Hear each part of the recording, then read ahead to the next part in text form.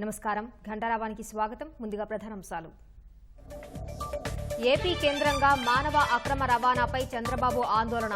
150 మంది తెలుగువారిని కాపాడాలని కేంద్రానికి విజ్ఞప్తి. డోన్ వద్ద రోడ్డు ప్రమాదంలో 3 యువకులు మృతి. బైక్పై వెళ్తుండగా ఢీకొట్టిన గుర్తు తెలియని వాహనం.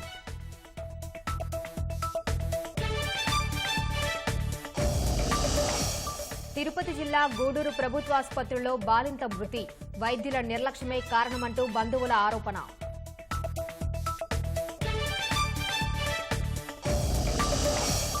అన్నమయ్య జిల్లా మదనపల్లిలో వ్యక్తి దారుణ హత్య. ప్రభుత్వ ఇంటి స్థలాల కబ్జా, నేరాలే కారణంగా పోలీసుల అంచనా.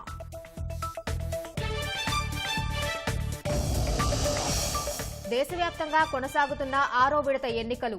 6 రాష్ట్రాలు 2 యూటీల్లోని 58 స్థానాల్లో పోలింగ్.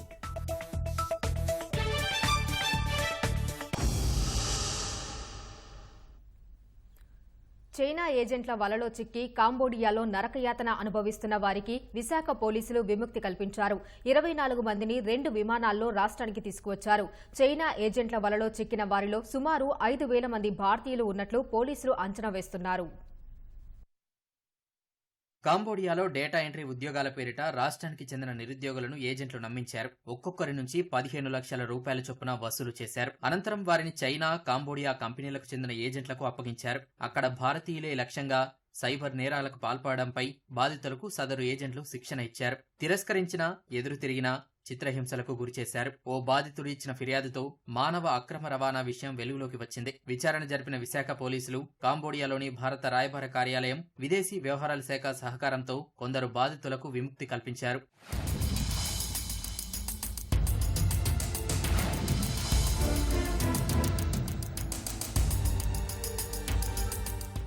నుంచి బై రోడ్ ఏమొచ్చి తీసుకెళ్ళి ఆ కంపెనీలో జాయిన్ చేశారు సార్. జాయిన్ చేసిన తర్వాత అసలు ఆ వర్క్ ఏంటి అదేంటి కూడా తెలియదు ఎవరికి కూడా. ఆఫీస్ రూమ్ కానీ ఏం తీసుకెళ్లకుండా సపరేట్గా వేరే దగ్గర చేస్తారు ఇంటర్వ్యూ అది అన్నట్టు.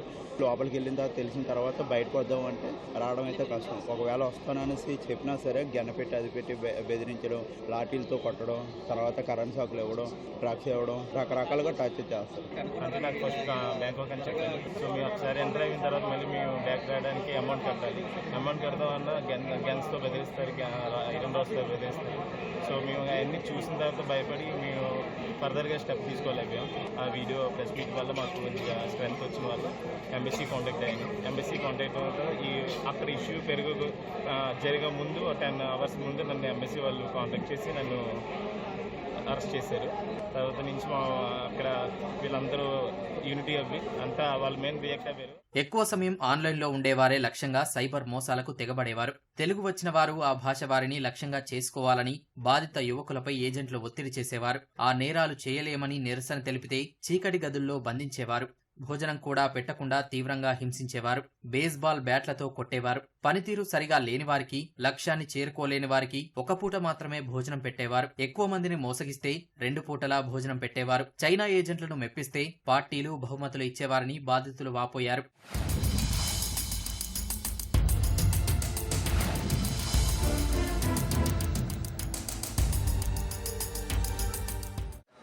డేటా ఎంట్రీ అని చెప్పి తీసుకుని వెళ్ళారు. కానీ అక్కడికి వెళ్ళేసరికి ఫేస్బుక్లో అమ్మాయిల ప్రొఫైల్ క్రియేట్ చేసుకోమని చెప్పి ఫేస్బుక్లో నుంచి టెలిగ్రామ్లోకి యాడ్ చేసామని చెప్పేవారు. యాడ్ చేయకపోతే చాలా ఇబ్బందులు పెట్టేవారు. ఫుడ్ కార్డులు లాగేసుకునేవారు. డార్క్ రూమ్లో పెట్టేసి డ్రగ్స్ ఇవన్నీ చెప్పి చూపించి మిమ్మల్ని ఇలాగా స్టేషన్లో కొడతామని చెప్పేసి బెదిరించేవారు. మెంటల్గా చాలా టార్చర్ చేసేవారు. సో వాళ్ళు డేటా ఎంట్రీ చెప్పి తీసుకెళ్ళారు. ఆ డేటా ఎంట్రీ కాదన్నారు. సో ఇలా స్కామ్ జరుగుతుందని మాకు తర్వాత తెలిసింది. సో వాళ్ళు కూడా రావడానికి అవ్వట్లేదు. ఎందుకంటే అగ్రిమెంట్ ఒక బాండ్ అనేది రాసుకున్నారు కదా. ఒక రిటర్న్ రావడానికి అడిగితేనేమో 2,000 pounds అనేది మీరు పే చేస్తే కానీ కంపెనీ మేము పంపించాం. సో పాస్పోర్ట్ అన్ని తీసుకొని సో వాళ్ళ సైడ్ నుంచి ఏదైనా ఉందో సో వాళ్ళన్నీ అంతా ఒక సీక్రెట్గా జరిగిపోయింది. అంతా ఒక ఆఫీస్లోనే, ఆఫీస్ బిల్డింగ్లో 300 మంది వర్క్ చేస్తారు. అది ముందు చెప్పట్లేదు. వర్క్ ఏదని వచ్చిన తర్వాత చెప్పిన తర్వాత వాళ్ళ ఫ్రెండ్ అయినా వాళ్ళు ఏం చేయలేదు. పాస్పోర్ట్ మన చేతి నుంచి తీసుకుంటున్నారు. తిరగబెడితే ఇలా చేస్తారు. మాకు ఫ్యామిలీతో ఎప్పుడో రేరుగా మాట్లాడుతున్నావు. అప్పుడు మాట్లాడినప్పుడు కూడా ఇలాంటివి ఏం చెప్పకూడదని పక్కన టీమ్ లీడర్స్ అలా ఉంటారు. విశాఖకు చేరుకున్న బాధితుల నుంచి పోలీసులు ప్రాథమిక సమాచారం సేకరించారు. భారత్పై సైబర్ నేరాలకు ఎలా పాల్పడాలో 7 నుంచి 10 రోజుల పాటు శిక్షణ ఇచ్చారని, ఫెడెక్స్ కొరియర్, స్టాక్ మార్కెట్లో పెట్టుబడులు, క్రిప్టో కరెన్సీ, ఆన్లైన్లో ఉద్యోగ ప్రకటనల పేరిట భారతీయులను ఎలా మోసగించాలో నేర్పించినట్లు బాధితులు తెలిపారని విశాఖ సిపి రవిశంకర్ తెలిపారు. తాజాగా ఫెడెక్స్ కొరియర్ పేరిట విశాఖకు చెందిన మహిళ ఖాతా నుంచి 3.2 కోట్ల రూపాయలు కొట్టేశారన్నారు. భారతీయులను సైబర్ ఉచ్చులోకి దింపి నగదు లాగిస్తున్నారని చెప్పారు. వాటిని వివిధ బ్యాంకు ఖాతాలకు మళ్లిస్తూ క్రిప్టో కరెన్సీగా మారుస్తున్నారన్నారు. కొందరు ఏడాదిగా, మరికొందరు 6 నెలలు, 3 నెలలుగా కాంబోడియాలో పనిచేస్తున్నారని, ఇప్పటి వరకు రాష్ట్రానికి చెందిన 150 మంది, విశాఖకు చెందిన 58 మందిని గుర్తించామని తెలిపారు. మరికొంతమంది పోలీసులను సంప్రదిస్తున్నారన్న సిపి వారిని క్షేమంగా తీసుకొచ్చేందుకు ప్రయత్నిస్తున్నట్లు వివరించారు. డేటా ఎంట్రీ ఆపరేటర్ ఉద్యోగం ఇప్పిస్తామని చెప్పి తీసుకువెళ్ళేసి వాళ్ళ ద్వారా ఇండియా మీదే అటాక్ చేపించడం, సైబర్ క్రైమ్స్ అన్ని కూడా చేపించడం. మా దగ్గర ఉన్న వీడియోస్, తర్వాత ఫోటోగ్రాఫ్స్ అన్ని కూడా పరిగణలో తీసుకొని దాంట్లో పార్టిసిపేట్ చేస్తున్న చైనీస్ ఎవరైతే ఉన్నారో వాళ్ళ ఫ్లోర్ లీడర్స్ గా, అంటే ఒక్కొక్క ఫ్లోర్ లో ఒక్కొక్క మోడస్ ఆపరాండి నిర్వహిస్తున్నారు. దీంట్లో ముఖ్యంగా 2-3 ఇష్యూస్ ఉన్నాయి. అంటే ఇండియాలో ఉండి ఫేక్ ఏజెంట్స్ ఎవరైతే ఉన్నారో, అన్రిజిస్టర్డ్ ఇల్లీగల్ ఏజెంట్స్ ఎవరైతే ఆపరేట్ చేస్తున్నారో వాళ్ళ మీద కేసులు నమోదు చేస్తాము. Second part is about the money laundering అండి. విశాఖపట్నం సిటీ నుంచే దాదాపు 120 crores పీపుల్ హ్యావ్ లాస్ట్. ఈ విధంగా డైలీ రిపోర్ట్లు వస్తున్నాయి. ఇది అన్ని కూడా అరికట్టాలంటే మంచి ఒక ఫైనాన్షియల్ ఇన్వెస్టిగేషన్ కూడా దీంతో పాటు కొనసాగాల. మానవ అక్రమ రవాణాకు ఆంధ్రప్రదేశ్ కేంద్రంగా మారడం తీవ్ర ఆందోళనకరమని తెలుగుదేశం అధినేత చంద్రబాబు ఆవేదన వ్యక్తం చేశారు.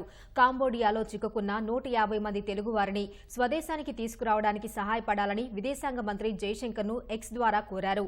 ఉద్యోగాల పేరుతో రాష్ట్ర యువతను అక్రమంగా కాంబోడియా తరలించి సైబర్ క్రైమ్ ఉచ్చులోకి నెట్టారని ఆగ్రహం వ్యక్తం చేశారు. యువతను మోసం చేసి వారి జీవితాలను నాశనం చేస్తున్న నకిలీ ఏజెంట్లపై కఠిన చర్యలు తీసుకోవాలని చంద్రబాబు డిమాండ్ చేశారు.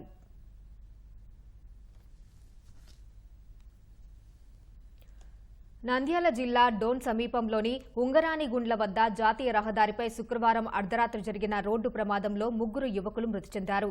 జోరు వర్షంలో బైక్పై వెళ్తున్న యువకులను గుర్తు తెలియని వాహనం ఢీకొట్టి వెళ్లిపోయింది.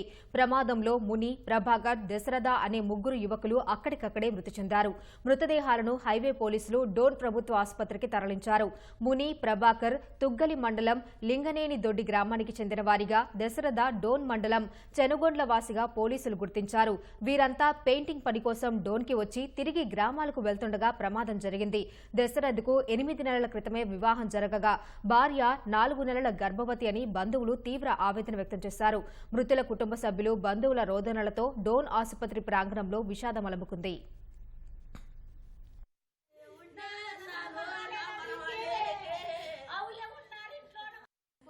పనికి పోయినాడు. ఎప్పట్లోనే వస్తున్నాను ఫోన్ చేసినాడు 8 గంటలకి.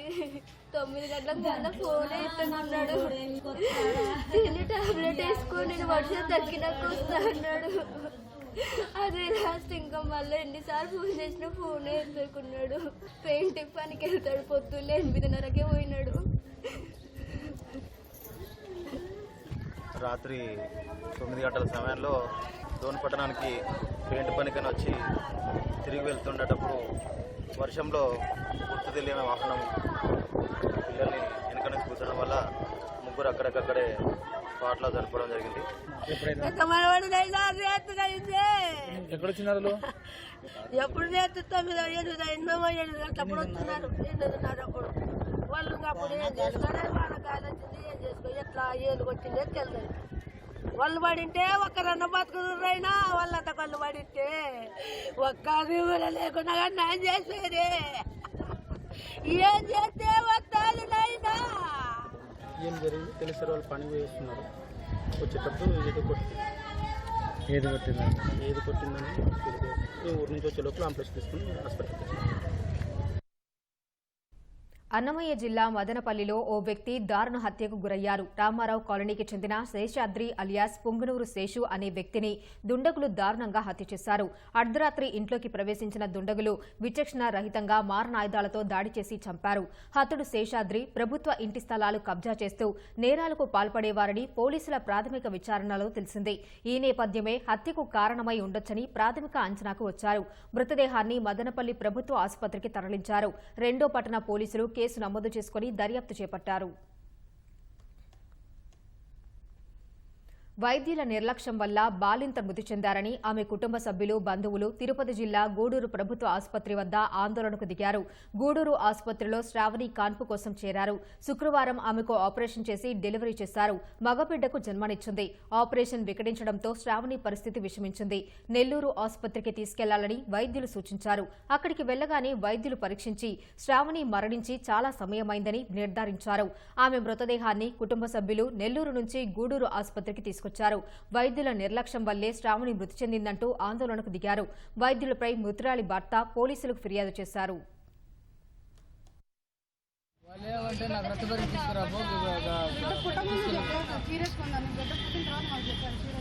బిడ్డ పుట్టిన తర్వాత బాగానే ఉంది, ఇబ్బంది లేదన్నారు. మళ్ళీ ఉండి నువ్వు పోయేసి కుడుకు పుట్టారు, నీకు ఇబ్బంది లేదు, బాగానే ఉంది అన్నారు. అబ్బాయిని తీసుకుని పోవాలి, ఊపిరి రావటం లేదన్నారు. అమ్మాయి ఎక్కడ చచ్చిపోయింది, నేను ఇక్కడ చూసి శవం అయిపోయినది తీసుకెళ్ళమని చెప్పాను. నేను మాకేం తప్పలేదు, మీరు పోయి కాబట్టి అక్కడ మాట్లాడుకోండి చెప్పాను. మేడం ఇయ్యదు ఎట్టా ఇంతకు ముందు కూడా ఎట్టే జరిగింది, ఇక్కడ ఇంతకు ముందు ఎట్టే చేశాను నేను, మళ్ళీ ఎట్టే చేశాను. మళ్ళీ అట్లా ఎంతమంది చంపుతున్నారు వాళ్ళు. గవర్నమెంట్ హాస్పిటల్ ఒక పేరే కానీ కానుక తీసుకుపోయిన వాళ్ళు ఎప్పుడు చేయలేప్పుడు తరివేయాల. కడుపు దగ్గోసారో పేరు దగ్గోసే అర్థం కాల. ఆ అమ్మాయి బాగా పోయి అమ్మాయి 5 మంది డాక్టర్ ఆపరేషన్ చేశారంట. ఇక్కడే వాళ్ళు ఏం చెప్పారంటే నెల్లూరులో ఇక్కడ ఆపరేషన్ చేయాలని చెప్పారు. అంటే ఆడలు ఎవరు రాలా, మగపిల్లలు ఇక్కడ 3 వచ్చారు అమ్మాయిని తీసుకుని డెలివరీకి. అందులో కన్ను పొలాలు వెళ్ళిపోయినప్పుడు ముగ్గురు మగపిల్లలు తీసుకొస్తే మగపిల్లలకి ఏం తెలియదు కదా. వెళ్ళినప్పుడు వీళ్ళు ఏదో ఆపరేషన్ చేసి అమ్మాయిని ఇక్కడే చచ్చిపోయిన తర్వాత వీళ్ళు నెల్లూరు షిఫ్ట్ చేసేసారు. అమ్మాయిని అక్కడికి తీసుకెళ్ళిపోంటానన్నారు. ఆడికి తీసుకొచ్చి ఆపరేషన్ ఇక్కడ ప్రాణం పోయింది అమ్మాయికి. కేసు అయిపోయింది. నంద్యాల జిల్లా పాణ్యంలోని ఆర్జీఎం శాంతిరాం ఇంజనీరింగ్ కళాశాలలో భద్రపరిచిన ఈవీఎం స్ట్రాంగ్ రూమ్లను ఎస్పీ రఘువీరెడ్డి తనిఖీ చేశారు. కౌంటింగ్ కేంద్రం వద్ద 144 సెక్షన్ అమలులో ఉంటుందని, జూన్ 4 వరకు అభ్యర్థులు తప్ప ఇతరులకు ప్రవేశం లేదని ఎస్పీ స్పష్టం చేశారు. అనుమానాస్పద వ్యక్తులు సంచరిస్తే చర్యలు తీసుకుంటామని హెచ్చరించారు. కౌంటింగ్ ప్రాంతంలో ఏర్పాటు చేసిన పార్కింగ్ స్థలాన్ని అధికారులతో కలిసి ఆయన పరిశీలించారు. అనంతరం సీసీ ఫుటేజ్ని పరిశీలించి సిబ్బందికి పలు సూచనలు చేశారు. ఎన్నికల లెక్కింపు వేళ ఎలాంటి అసాంఘిక సంఘటనలు చోటు చేసుకోకుండా బాపట్ల జిల్లా చీరాలలో పోలీసులు మాక్ డ్రిల్ నిర్వహించారు. ఎన్నికల కౌంటింగ్ రోజు, మరుసటి రోజు ఎటువంటి అల్లర్లు జరగకుండా ప్రజల్లో అవగాహన కల్పించేందుకు మాక్ డ్రిల్ను నిర్వహించామని అదనపు ఎస్పీ విఠలేశ్వర్ తెలిపారు. ఎన్నికల కమిషన్ ఆదేశాల మేరకు ఈవీఎం స్ట్రాంగ్ రూమ్ల వద్ద కేంద్ర బలగాలతో కట్టుదిట్టమైన భద్రతను ఏర్పాటు చేశామన్నారు. కౌంటింగ్ జరిగే ప్రాంతంలో అసాంఘిక ఘటనలకు పాల్పడితే కఠిన చర్యలు తీసుకుంటామని హెచ్చరించారు. మాబ్ ఆపరేషన్ ఎట్లా చేస్తామో మీ అందరికీ కూడా ఒక డెమో ఇవ్వడం జరిగింది. సహజంగా మన బాపట్ల జిల్లా చాలా ప్రశాంతమైన జిల్లా. ఇటువంటి జిల్లాలో అశాంతిని నెలకొల్పడానికి కొంతమంది తయారయ్యారు. 4వ తారీఖున కౌంటింగ్ ఉంది. ఈ కౌంటింగ్ సందర్భంగా బాపట్ల గాని, చీరాల గాని, రేపల్లి గాని ఎక్కడ కూడా ఎటువంటి శాంతి భద్రతలకి భంగం కలగకుండా ఉండాలనే ఉద్దేశంతో మన జిల్లా ఎస్పీ ముకుల్ జిందాల్ గారు ఈ యొక్క మాక్ డ్రిల్ ని మన చీరాల పట్టణంలో నిర్వహించారు. కౌంటింగ్ సందర్భంగా ఆ కౌంటింగ్ తర్వాత గాని ముందు గాని ఎటువంటి శాంతి భద్రతలకి భంగం కలగకూడదని ఒకే ఒక ఉద్దేశంతో మాక్ డ్రిల్ చేయడం జరిగింది. ఇటువంటి సందర్భంలో అయినా వెనక్కి తగ్గేది లేదు. ఎవరైనా సరే, ఏ పార్టీ అయినా సరే శాంతి భద్రతలకు ఎవరైనా విఘాతం కలిగిస్తే ఆ చర్యలు ఈ విధంగా ఉంటాయని చూపించడానికి ఈ రోజు మాక్ డ్రిల్ చేయడం జరిగింది. అనంతపురం జిల్లా కలెక్టర్ వినోద్ కుమార్ గుమ్మగట్ట మండలంలో కలెక్టర్ వినోద్ కుమార్ పర్యటించారు. బైరవాణితిప్ప ప్రాజెక్టును అధికారులతో కలిసి పరిశీలించారు. సాయంత్రం బీటీ ప్రాజెక్టును సందర్శించారు. స్థానికులతో సమస్యలు అడిగి తెలుసుకున్నారు. ప్రాజెక్టు మరమ్మతులపై ప్రభుత్వానికి నివేదిక పంపిస్తామన్నారు. ఉపాధి హామీ పథకం కింద కాలువల్లో పిచ్చి మొక్కలు తొలగిస్తామని కలెక్టర్ హామీ ఇచ్చారు. చివరి ఆయకట్టుకు నీరందించేలా చర్యలు తీసుకుంటామన్నారు. తర్వాత గుమ్మగట్ట రైతులకు వేరుశెనగ విత్తనాలు పంపిణీ చేశారు. ఉన్న కెనాలు చివరి గ్రామం దాకా వెళ్ళాలంటే అది చాలా క్లియర్గా ఉండాలనేది ఒక ఆలోచన వాళ్ళు వ్యక్తం చేశారు. దానికి ఎన్ఆర్ఈజీఎస్ కింద ఎంతవరకు కవర్ చేయగలుగుతామో అది కవర్ చేస్తాము. కనుక ఇంకా పెద్ద మైనర్ ఇరిగేషన్ ట్యాంక్ ఉండొచ్చు, లేదా ఈ ప్రాజెక్ట్ మరామతులు కావచ్చు, దానికి మనము ప్రభుత్వానికి నివేదిక రాయాల్సి ఉంది. ఆ ప్రక్రియని తీసుకుంటాము. అలాగే ఈసారి వర్షము బాగా రావటం వలన వేరుశనగ పంపిణీ మొదలైంది. అలాగే రెడ్ గ్యామ్, కాటన్, ఇంకా వివిధ క్రాప్ కూడా పంపిణీ కార్యక్రమం మొదలు పెడతాము. రుణాల పేరుతో ప్రజలను బురుడీ కొట్టించి 3 ఇళ్లలో చోరీలకు పాల్పడిన ఘటన వైఎస్సార్ జిల్లా ప్రొద్దుటూరులో చోటు చేసుకుంది. పట్టణంలోని మౌలానా ఆజాద్ నగర్కు చెందిన జహీరా అనే మహిళ పొదుపు సంఘాల లీడర్గా పనిచేస్తూ గ్రూప్ సభ్యుల ఇళ్లలో దొంగతనాలకు పాల్పడుతోందని పోలీసుల విచారణలో వెల్లడైంది. నిందితురాలి నుంచి 31 తులాల బంగారాన్ని స్వాధీనం చేసుకున్నామని, దీని విలువ సుమారు 23 లక్షల రూపాయలు ఉంటుందని డీఎస్పీ మురళీధర్ తెలిపారు.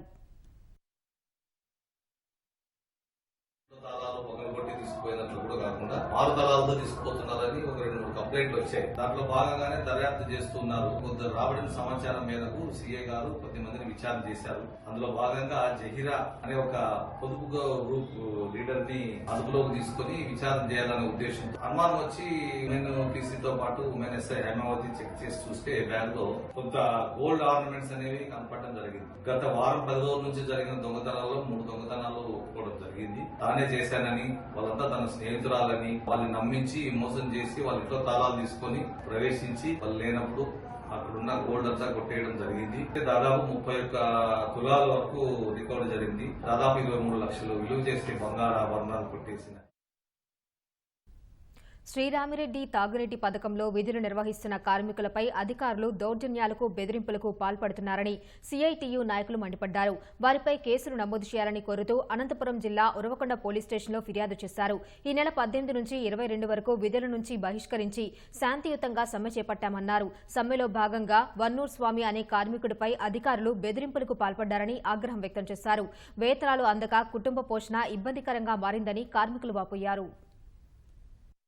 వేతనాలు రాలేదని మేము ఈ గారిని పిలిచి మేము విధుల నుంచి పోతున్నాము, మీరే చూసుకోండి వదిలేసిపోయినాం. ఆ తర్వాత సూపర్వైజర్ వచ్చి కార్మికుడు హరీష్ అనే దుబారాగా మాట్లాడాడు. మేము కూడా 20 మందికి వేతనాలు చెల్లించాలి, తగ్గించిన వేతనం తగ్గించాలి అని కోరాము. కలెక్టర్ గారు విధాలు చెల్లిస్తాను మీరు విధులే పోమని వెళ్ళినాము. తర్వాత వచ్చి నేను వచ్చి కేసులు నమోదు చేశాను. స్టేషన్కి వచ్చి మేము కూడా అధికారులు కలిసాం. మాకు జీతాలు వేయలేదని 11 మందిని కార్మికులను తొలగించిన కార్మికులు విధుల్లో తీసుకోవాలని తాగునీటి పథకం వర్కర్స్ అడిగినందుకు జీతాలు కట్ చేయడం జరిగింది. జీతంలో ఇప్పుడు వచ్చినటువంటి కాంట్రాక్టు 2200 రూపాయలు తగ్గించి ఇవ్వడము, డిసెంబర్ జనవరి నెలలు కూడా బకాయిలు ఉన్నాయి, అవి ఎవరు ఇస్తారని మేము అడిగినందుకు గాను రోజు మా మీద ఉరుకొండ పోలీస్ స్టేషన్ లో కేసులు పెట్టడం జరిగింది. అక్రమంగా మేము దాడి చేసినామని వాళ్ళు మా మీద కేసులు పెట్టి ఈ గారు మా మీద అరాచకంగా కక్ష సాధింపులు చేస్తున్నారని మా మీద పెట్టినటువంటి కేసులు ఎత్తివేయాలి. సార్వత్రిక ఎన్నికల్లో 6వ విడత పోలింగ్ కొనసాగుతోంది. 6 రాష్ట్రాలు, 2 కేంద్రపాలిత ప్రాంతాల్లోని 58 స్థానాల్లో పోలింగ్ నడుస్తోంది. ఈ స్థానాల్లో పోటీ చేస్తున్న 889 మంది అభ్యర్థుల భవితవ్యాన్ని 11,13,00,000 మంది ఓటర్లు ఈవీఎంలలో నిక్షిప్తం చేస్తున్నారు. 1,14,000 పోలింగ్ కేంద్రాలలో ఓటర్లు ఓటు హక్కు వినియోగించుకుంటున్నారు. ఈ విడతలో హర్యానాలో 10, దేశ రాజధాని ఢిల్లీలో 7 సీట్లు ఉన్నాయి. ఉత్తరప్రదేశ్లో 14, బీహార్లో 8, జమ్మూ కశ్మీర్లోని అనంతనాగ్, రాజౌరి లోక్సభ స్థానాలు ఉన్నాయి. ఒడిశాలో 6 లోక్సభ స్థానాలు, 42 శాసనసభ నియోజకవర్గాలకు ఈ విడతలోనే పోలింగ్ నిర్వహిస్తున్నారు. మొదటి 5 విడతల్లో 428 లోక్సభ స్థానాలకు పోలింగ్ జరిగింది. చివరి విడత జూన్ 1న జరగనుండగా జూన్ 4న ఓట్ల లెక్కింపు చేపడతారు. దేశ విభజన సమయంలో పాకిస్తాన్కు వెళ్లిన హిందువులు, సిక్కులకు పౌరసత్వం ఇచ్చేందుకే సీఏఏ తెచ్చినట్లు ప్రధాని మోదీ తెలిపారు. కానీ కాంగ్రెస్ పార్టీ సీఏఏను తీవ్రంగా వ్యతిరేకిస్తుందని విమర్శించారు. ఇండియా కూటమి అధికారంలోకి వస్తే సీఏఏను రద్దు చేస్తామని ఆ పార్టీ నేతలు అంటున్నారని ఆరోపించారు.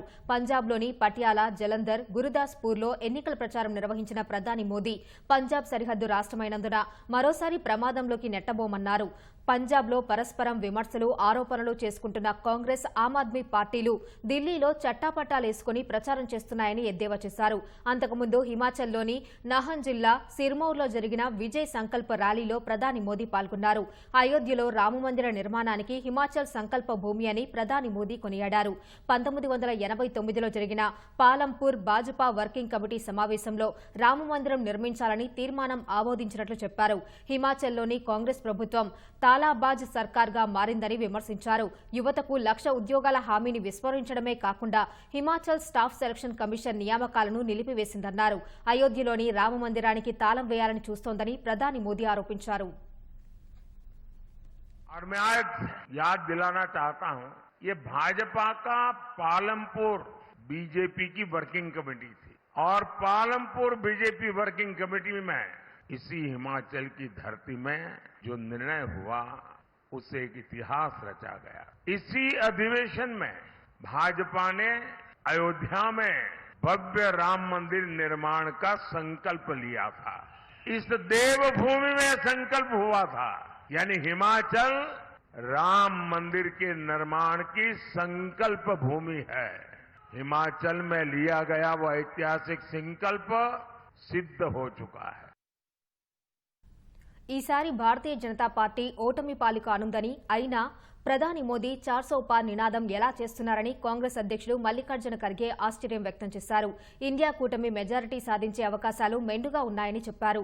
సొంత పట్టణం కలబుర్గిలో మీడియాతో మాట్లాడిన ఖర్గే దేశవ్యాప్తంగా ఇండియా కూటమికి అనుకూల వాతావరణం ఏర్పడినట్లు చెప్పారు. ఈ ఎన్నికలు ప్రజలు ప్రధాని మోదీ మధ్య జరుగుతున్న పోరాటమని తెలిపారు. ఎందుకంటే పెరిగిన ధరలు, నిరుద్యోగం తదితర సమస్యలతో ప్రజలు అసహనంతో ఉన్నారని ఖర్గే అభిప్రాయపడ్డారు. ప్రజాస్వామ్యంతో పాటు రాజ్యాంగంపై పెద్ద ఎత్తున దాడి జరుగుతున్నట్లు ఆరోపించారు. స్వయం ప్రతిపత్తి కలిగిన సంస్థలను ఎన్డీఏ సర్కార్ దుర్వినియోగం చేస్తోందని ఆరోపించారు.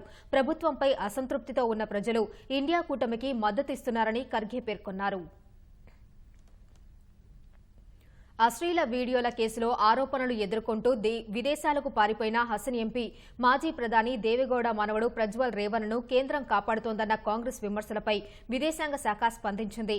ప్రజ్వల్ పాస్పోర్ట్ స్వాధీనం చేసుకోవాలనే విజ్ఞప్తి ఈ నెల 21నే తమకు అందినట్లు విదేశాంగ శాఖ మంత్రి జయశంకర్ తెలిపారు. పాస్పోర్టు చట్టం ద్వారా పాస్పోర్ట్ స్వాధీనం చేసుకోవాల్సి ఉంటుందన్న ఆయన అందుకు కోర్టు లేదా పోలీసుల నుంచి తమకు విజ్ఞప్తి అందాలని సూచించారు.